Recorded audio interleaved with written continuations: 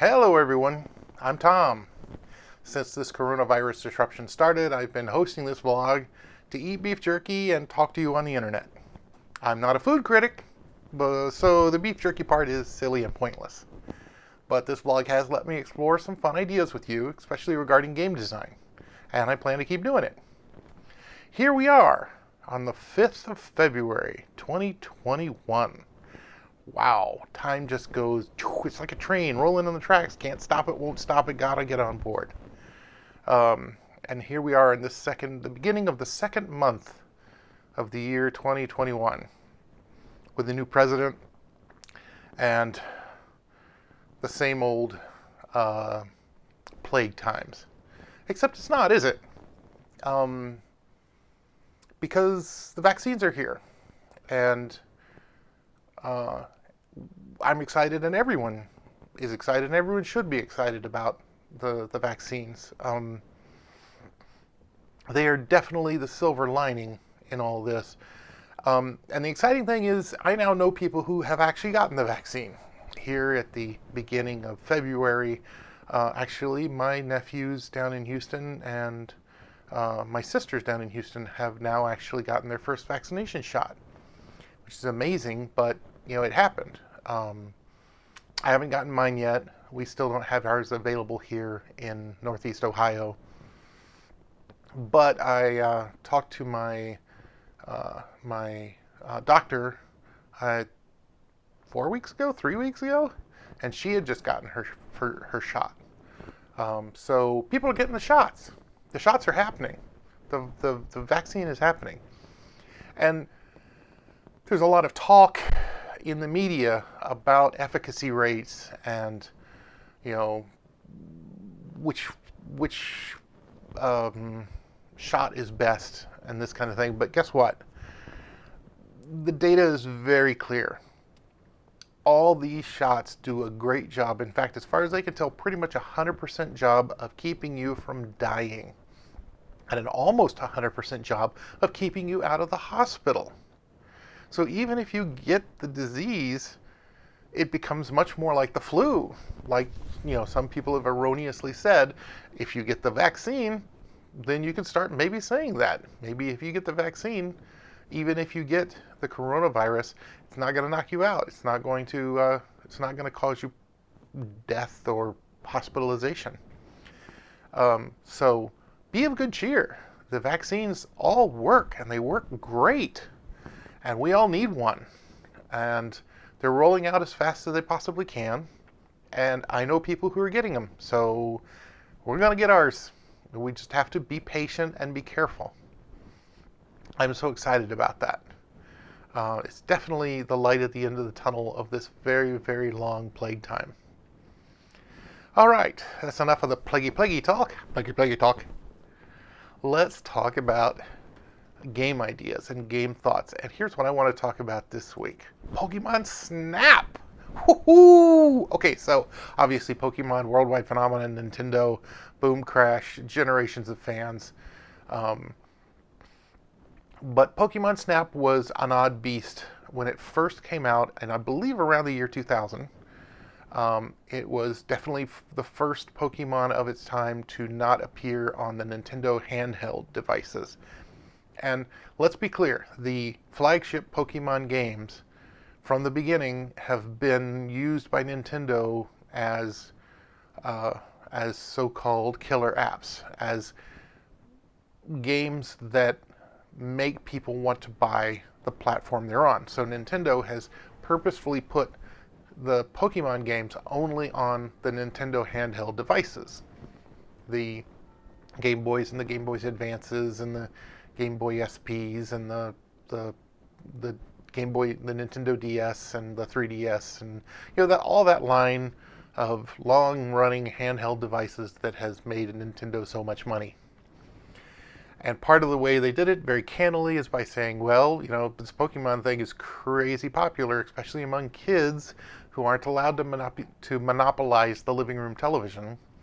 So we put our flagship Pokemon products on our handheld devices so that mom and dad gives the kids a Nintendo handheld device so that kid can stay quiet in the corner for a while. Okay, maybe that's a little cynical, but at any rate, Pokemon Snap came out when it came out in the original in around 2000 on the Nintendo N64, which was not a handheld device. And it came out so weirdly because not only did it come out on a not handheld device, but it had a lot of weird things going for it, software and hardware wise. But nothing was weirder than the fact that physical installations appeared around the country, boxes that were addendums to the Pokemon Snap brand. Specifically, when you played Pokemon Snap, you could take a picture, which is the point of the game, is to take pictures with your camera of various Pokemon. You could take pictures of Pokemon and store the ones you liked best on your Nintendo 64 memory card. And then you would take the memory card out of your device and go down to the store and go to the specialty machine and put in the memory card and pay some money, and it would print out stickers of your pictures. So the pictures you took got turned into little bitty stickers that you could stick on your books and your devices and whatever have you. It was really bold and exciting and crazy, and I think it worked. It definitely, there was a generation of people for whom those stickers were meaningful. I recall the machine that I saw was in the local Blockbuster Video, because the company was willing to rent you a Nintendo 64 and the Pokemon Snap game, and also they hosted one of those essentially armored metal boxes that printed the Pokemon Snap pictures. And the armored metal box was actually called for because I was in that way back in 2000. I was in that store looking at that metal box and seeing a kid working hard as he could to damage the machine, hanging off it bodily and pulling on the various pieces, trying to get them to come off the machine. At the time, I was like, where's this kid's parents? But in the larger sense, that's just, especially in America, vending machines have to be truly armored to survive the worst of us. But that's a side thing. Of course, from a software point of view, Pokemon Snap was weird and interesting because it was profoundly nonviolent. It was about, taking only pictures and leaving only footprints, as some people would say. It was very much about taking the pictures and not about manipulating or dominating or shooting or controlling the Pokemon in any way. And of course, I thought that was beautiful even at the time. And I played the game, and I was really pleased with its structure and its secrets and its, and the way it led you through. Because there are definitely some games that,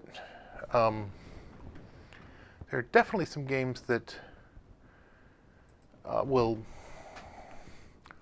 kind of lead you by the hand and in fact give you kind of a corridor experience where there's no real obvious choice in the game. You just go where the game tells you next, and you do this, and you do this, and you do this. Not that that necessarily makes for a bad game, but it definitely makes for a constrained game. On the other hand, it's a real problem if a game gives you an open world, and there's lots to do and see, but you don't know which one to do first. You don't know what's important and what's not. You don't know if you're going in the correct direction or the wrong direction for what you want to do. So there's a happy medium between those two diverse, game situations, and I believe that the original Pokemon Snap hit that pretty well. It actually did a really good job, even though the individual levels were quite on rails, and you would play the same. You were locked into a little minecart, and you could not really deviate from that. You just stood in the minecart, looked around, and took pictures of Pokemon. But there was still a great many things you could do, mostly because you could throw Pokeballs and treats and things at the Pokemon that would change their behavior if you did them in correct times and whatever. And that became then a puzzle. you figured out if I just throw the fruit over there at this time, and then I follow it up with a Pokeball over there at this time, then I can get this Pokemon to do this to this other Pokemon to this other Pokemon, and then you see a brand new Pokemon. And Pokemon Snap, the original, was full of that stuff, so that was awesome. Can you tell that I enjoyed the original game? Which is why and the point is the image that I'm showing you is not the original game. The image that I'm showing you is an advertisement for an upcoming remake of it on the Nintendo Switch, which should be out in March of 2021. And I'm very much looking forward to it because I have such happy memories of the original one in 2000. So, just wanted to talk to you about that. Maybe when I actually get the new Pokemon Snap, I can come back in this video series and let you guys know whether I enjoyed new Pokemon Snap or not. We'll see. Alright, well, this video series is not necessarily about Pokemon Snap or any other video game. It's about beef jerky. Beef jerky! Beef jerky. Alright, and this particular beef jerky is my last pack of Baja Jerky brand. And it's just traditional beef jerky, so I don't expect much out of this. I don't really expect something super bold. I don't expect something hot. I don't expect anything except, rather bog standard. But I would be disappointed if it were anything but standard edible beef jerky. Let's find out. So I believe I've liked the Baja Jerkies that we've had before, but again, I haven't found them to be astoundingly bold or outrageous in any way. Just, okay jerky. All right, got a nice piece of, huh?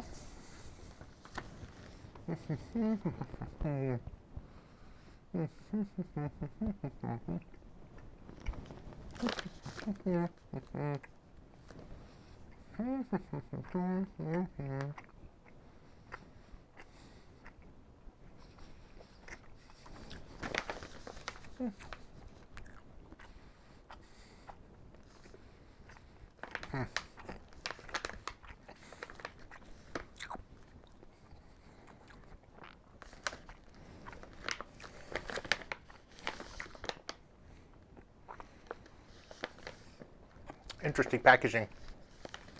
In the back here it says that it has sweet number 1 and hot number 2. So far my predictions have come true. It's not hot. I don't see the number 2 hot. I see 0 hot. Also in the back of the packaging it says, caution, when consumed, often results in roundhouse kicks and uppercut swings. Yeah, I didn't see any of those either. Did you see me do a roundhouse kick or an uppercut swing? Because I didn't. Yeah. There's nothing bad about this. But I would not say that it's exceptionally bold. I would definitely say that it's not, it's not 0 out of 10 in the boldness. I mean, it's flavorful. It's okay. It's fine. It's just, there's nothing outrageous about this. So, but good. All right. So, the mailbag this week, as usual, is a message from Adam Para, who responded on YouTube. Thank you, Adam. Adam writes, have you heard the story on when Nichelle Nichols met MLK? Drunk History does a great job of telling that story. Yes, Adam, I had definitely heard that story. For those of you who haven't, of course, Nichelle Nichols played Lieutenant Uhura in the old Star Trek TV series. MLK, of course, in this case, is Martin Luther King Jr., the famous civil rights activist in America. And as the story goes, Nichelle Nichols was prepared to leave the Star Trek television series after its first season. But she met with Martin Luther King Jr., I believe at a rally, but I'm not sure. It's been a long time since I read about this. And he told her in no uncertain terms that she had to stay on, not only to represent African Americans, but also because he really felt that that Star Trek was bringing something to television that he and his children really wanted to watch, as opposed to the direct that was mostly on American television in the late 60s.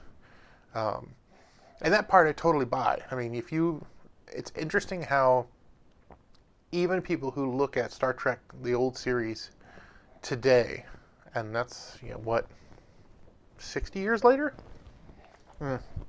50 years later, more or less. But they see how forward-thinking and inclusive the show was. I mean, even the original series was just basically, it flaunted the idea of an international group of people who were free of the old chains of sexism and racism that still plague humanity today. And there just weren't a lot of shows out there that were,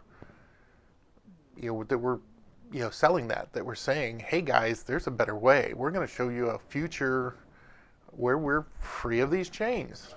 And make no mistake, they are chains, and we all would love to be free of them.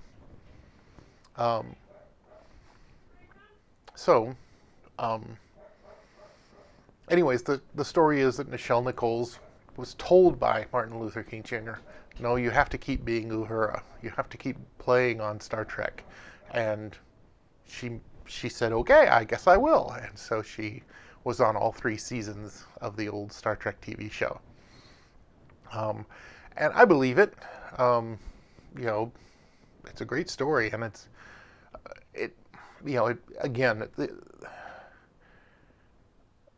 that vision of positive inclusiveness is definitely one of the pieces of Star Trek that resonate for Star Trek fans like me through the decades. Just, it's something to hold on to. There's still so much racism and sexism. To go back and look at that show and go, wait, this is a vision that we still need to strive for and that we can all get behind. Very, very important, very powerful. I'm not the least bit surprised that Martin Luther King Jr. saw it. So yeah, good story, Adam. All right, thanks everybody for watching me traditional beef jerky from the Baja Jerky. We'll definitely not, this is the last Baja Jerky I have, so we'll definitely have some other brand later. Yeah, thank you for joining me on my video show today, and I'll do another one soon. Thanks. Bye-bye.